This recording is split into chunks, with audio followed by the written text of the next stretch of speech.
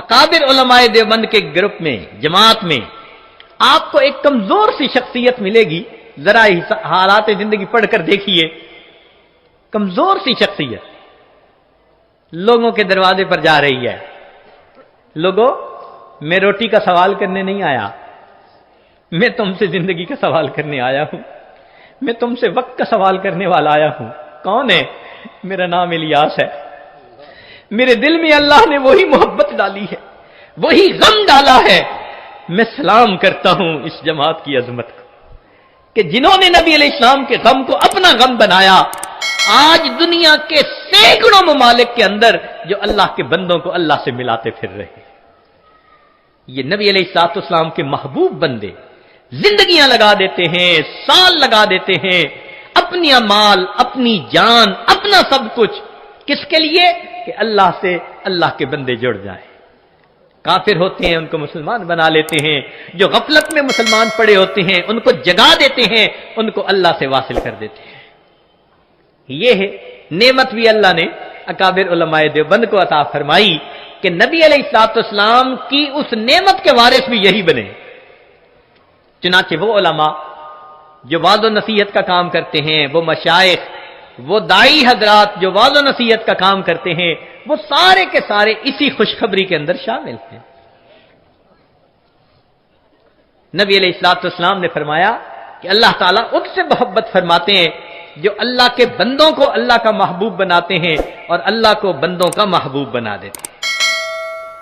سچی بات تو یہ ہے کہ جتنی امت کے ساتھ شفقت نبی علیہ السلام کو تھی اور جتنی محبت نبی علیہ السلام کو تھی، ایسی محبت کا کوئی تصور بھی نہیں کر سکتا۔ آپ ذرا غور کیجئے، دنیا میں جتنی محبتیں ہیں سب غرض والی محبتیں۔ میاں بیوی کی محبت غرض، بیوی کو خاوند کی ضرورت ہے، خاوند کو بیوی کی ضرورت ہے۔ اولاد ماں باپ کی محبت غرض، اولاد کو ماں کی ضرورت ہے، باپ کی، ماں باپ کو اولاد کی ضرورت ہے۔ بھائی بھائی کی محبت بھی غرض، ایک دوسرے کے ہیلپ کی ضرورت ہے۔ پڑوسی پڑوسی کی محبت بھی غرض کی بنیاد پہ، ایک دوسرے کی ضروریات ہوتی ہیں۔ حتیٰ کہ اگر استاد شاگرد کی محبت ہے تو وہ بھی غرض کی۔ کیوں؟ استاد پڑھا رہا ہے کہ مجھ سے اللہ راضی ہو جائیں گے، اور شاگرد پڑھ رہا ہے کہ مجھے علم مل جائے گا۔ حتیٰ کہ پیر مرید کی محبت بھی غرض کی محبت، کہ مرید کے دل میں میری تربیت ہوگی اور پیر کے دل میں کہ اللہ راضی ہو جائیں گے۔ تو معلوم ہوا کہ غرض جیسی بھی ہو ہے تو غرض نہ پیچھے۔ ہاں، کوئی محبت ایسی ہے جو بے غرض ہو؟ ایک مرتبہ ذہن میں سوچا کہ کوئی محبت دنیا میں بے غرض ہے؟